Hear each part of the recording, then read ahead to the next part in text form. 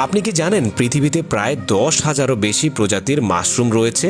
আর আজকের ভিডিওতে আপনাদেরকে তেমন কিছু ব্যতিক্রম ধরনের মাশরুম দেখাবো। পুরো ভিডিওটি দেখলে হয়তো আপনারা নতুন করে অনেক কিছুর সাথে পরিচিত হতে পারবেন।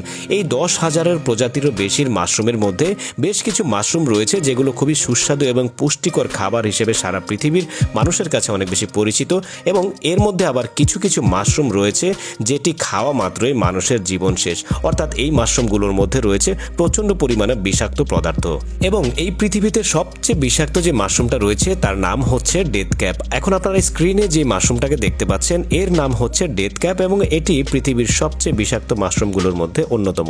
এছাড়াও আপনাদেরকে আরও ব্যতিক্রম প্রজাতির কিছু মাশরুম দেখাবো যেগুলো হয়তো এর আগে আপনারা কখনোই দেখেননি। এখানে দেখতে পাচ্ছেন এই যে নরম জেলির মতো মাশরুম, মূলত হচ্ছে একটি ছত্রাক জাতীয় উদ্ভিদ।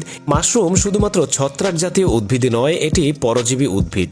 এটি সাধারণত স্যাঁতস্যাঁতে জায়গায় গাছের ডালে, বাকলে কিংবা মাটিতে জন্মগ্রহণ করে থাকে। আর আজকের ভিডিওটি সারা পৃথিবী থেকে সংগ্রহিত বিভিন্ন ধরনের মাশরুম আপনাদেরকে দেখানোর চেষ্টা করছি, যাতে আপনারা ব্যতিক্রম ধরনের এবং বিভিন্ন প্রজাতির মাশরুম একসাথে দেখতে পান। এখানে দেখতে পাচ্ছেন ফুলের মতো কিছু মাশরুম হয়ে আছে, এরকম আরও অনেকগুলো মাশরুম রয়েছে। কিছু মাশরুম আবার শক্ত, দেখেন এই যে এই মাশরুমগুলো কিন্তু আমরা অনেকেই চিনি, এগুলোকে খাওয়া যায় না, শক্তপোক্ত হয়ে থাকে। কিছু মাশরুম আবার রয়েছে এরকম ডিমের মতো, দেখেন ডাইনোসরের ডিমের মতো লাগছে। আবার কিছু মাশরুমকে চাপ দিলে দেখেন এর ভেতর থেকে এভাবে গুড়ি বা ছাই বের হয়ে আসে, বেশ অদ্ভুত ধরনের। তারপরে এইখানে আবার কিছু মাশরুম রয়েছে, দেখেন একেবারে পাতাকপির মতো বা ফুলকপির মতো হয়ে আছে, খুবই ব্যতিক্রম ধরনের। আর এইখানে বিশাল বড় আরেকটা মাশরুম রয়েছে, দেখতে পাচ্ছেন একদম আদর্শ ব্যাঙের ছাতা যাকে বলা হয়ে থাকে।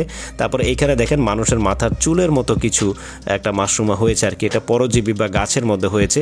আর এই মাশরুমটাকে দেখেন কত বড় সাইজের একটা মাশরুম। এগুলো উপজাতিরা কিন্তু খেয়ে থাকে, রান্নাবান্না করে খায়, কাঁচাও খেয়ে থাকে। তারপরে এই মাশরুমটা দেখেন মাটির ভিতর থেকে বের হয়েছে, দেখতে খুবই অদ্ভুত লাগছে। তারপরে এইটা দেখেন ডোরাকাটা দাগ রয়েছে অনেকটা বাঘের মতো, খুবই বিরল প্রজাতির। তারপরে আরও কিছু মাশরুম রয়েছে যেগুলোকে কাটলে দুধের মতো কষ বের হয়ে আসে।